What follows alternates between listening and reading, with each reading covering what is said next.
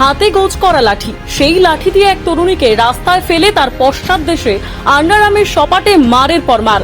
চিৎকার করছেন তরুণী, গড়াগড়ি খাচ্ছেন রাস্তায়। পাশেই রাস্তায় পড়ে এক যুবক, তাকেও মারা হয় ওই একইভাবে। কালো টি শার্ট পরিহিত এক যুবক। গোটা দৃশ্য দাঁড়িয়ে দেখছে আম জনতা, কেউ আটকানোর চেষ্টাও করছেন না।